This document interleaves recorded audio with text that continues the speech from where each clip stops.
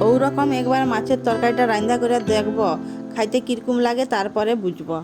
তো তার জন্য নিয়ে নিচ্ছি রুই মাছ, তার মধ্যে দিয়ে দিচ্ছি লেবুর রস, লবণ, গোলমরিচের গুঁড়া, হলুদ গুঁড়া দিয়ে করি ভালো করে মাখি লিবা। শুকনো খোলার মধ্যে গোটা ধনে, গোটা জিরা আর দুটা শুকনো লঙ্কা দিয়ে হালকা ভাজি করি, তার মধ্যে রসুন আর পেঁয়াজ কুচি দিয়ে আবার একটু ভালো করে ভাজি লিবা।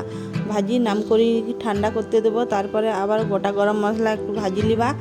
ভাজা হয়ে গেছে, এবার এগুলা একসাথে জল দিয়ে করি বাটি লিবা। থকথকে মশলা করে নিচ্ছি। এবারে কড়াইয়ের মধ্যে তেল গরম হয়ে গেছে, মাছগুলা ভাজি লিবা। মাছগুলা হালকা ভাজবো, বেশি কড়া করে ভাজবো নি।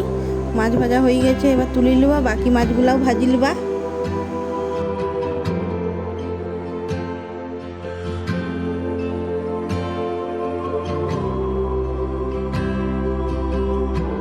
মাছগুলা ভাজা হয়ে গেছে, এবারে তুলে লিবা। সেই মাছ ভাজার তেলে আরও একটু তেল দিয়ে করি, তেল গরম হইলে দিয়ে দেবো চেরা কাঁচা লঙ্কা আর টমেটো কুচি। ভালো করে নাড়াচাড়া করি দিয়ে দেবো বাটা মশলাটা। বাটা মশলা দিয়ে ভালো করে কষি লিবা। কষি করে দিয়ে দেবো কাশ্মীরি লঙ্কার গুঁড়া, হলুদ গুঁড়া, স্বাদ মতো লবণ দিয়ে আরও ভালো করে কষি লিবা।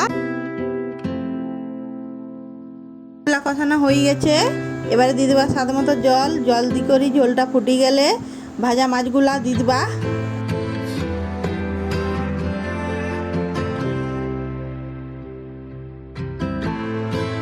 দিয়ে দিবা চিনি। চিনি দিয়ে আবার একটু ভালো করে ফুটিয়ে লিবা। রান্না হয়ে গেছে, এবারে নামিয়ে লিবা। রান্নার ভিডিওটা যদি ভালো লাগে তাহলে সাবস্ক্রাইব করে দেবো আর লাইক শেয়ার কমেন্টও করে দেবো। নমস্কার।